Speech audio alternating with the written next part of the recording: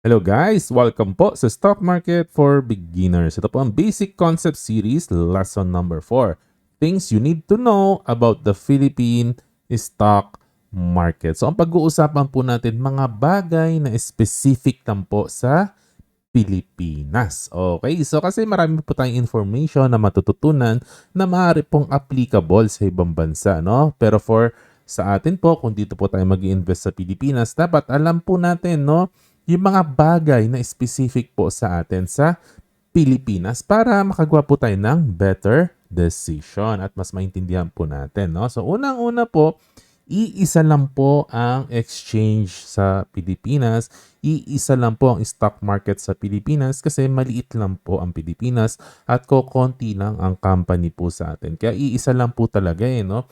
Ito po yung tinatawag na Philippine Stock Exchange at dito po nangyayari ang lahat ng buy and sell no? Ng mga Philippine listed na companies po, no? Ayan, wala na pong iba, nag-iisa lang po 'yan at wala po tayong choice. Ayan, no? Okay? At ang website po nila ito pong pse.com.ph.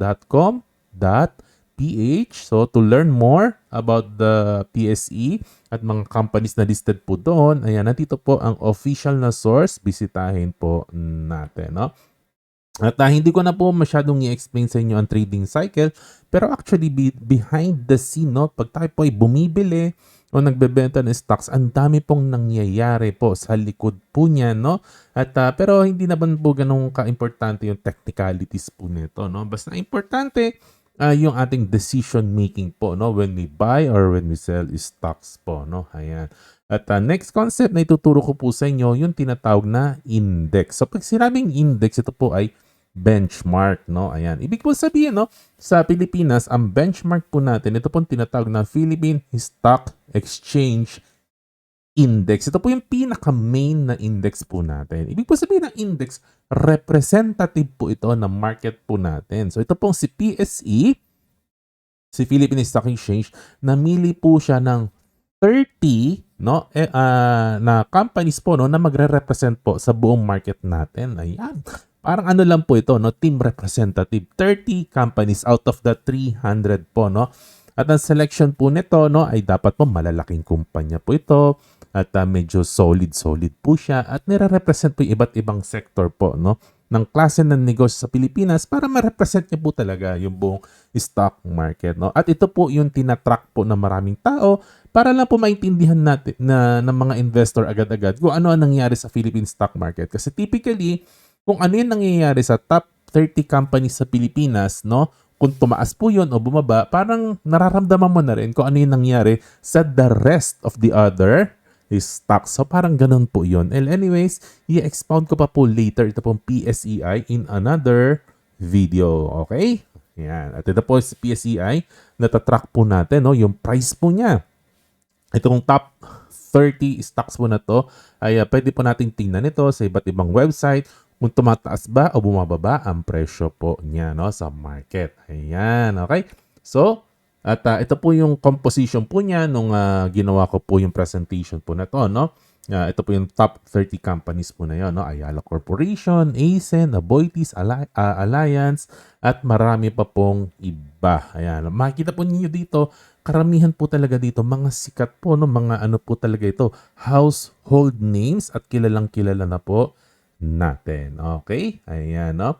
Next, pag-uusapan po natin, Securities and Exchange Commission. Okay? Government agency po ito na responsable para i-regulate po ang ating stock market. At maniwala man kayo o hindi, ay ginagawa po talaga ng SEC, no? Ang magagawa po nila para po talaga maging patas po talaga. Marami po silang regulation, marami po silang requirement, no? Na ipinapataw o pinasusunod ang mga kumpanya. Bakit? Para po fair. Kasi pera po ang pinag-uusapan. Investing po ng madlang people, ng masa po ito. Kaya kailangan po talaga wala pong hocus-pocus na nangyayari. Walang magic na nangyayari. Dapat po lahat patas sa lahat. Kaya marami po talagang regulation na kailangan sundan ng mga kumpanya. So very, very important po ang SEC, no? Kaya sinusundan din po natin ano yung mga nangyayari sa SEC, ano yung mga decisions nila. Ayan, no? So they enforce rules talaga para po talagang maganda ang takbo, no, ng ating stock market, no? Ayan, ano pa yung responsibility na alam na po natin to, mga typical company registration, ayan, investor protection, no? Kailangan maiwasan yung fraud, yung pandaraya ng management ng kumpanya. Dapat walang ganun, dapat lahat tama eh. Dapat ganun, walang insider trading, walang dinodoktor na financial information. So dapat po ganun, no? Para po maganda po talaga. Tayo makafocus po talaga tayo sa investing at alam natin yung data ay maaasahan po, no? Ayan. Next topic na po tayo, trading hours. Trading hours. Ayan, no? Sisimplify lang po natin kasi marami pong oras na nakikita po tayo dito sa screen. In simple terms lang po, ang trading po ay nangyayari between 9 to 12, no? 9 ng umaga hanggang tanghali, no? Tapos isang oras na lunch break. Ayan, 12 to 1, lunch break po muna. Tapos diretso ulit ang trading from 1 to 3 p.m. Tapos sarado na po. Yun lang po yung shortcut na ibig sabihin po nito, no? 9 to 12, then 1 to 3. Diyan lang po tayo pwedeng mag-buy and sell ng stocks. No? Diyan lang po nangyayari yung matching. And after po niyan, kung wala na po sa oras po niyan, pahinga na muna tayo, matulog muna tayo. Bukas na lang ulit. Okay?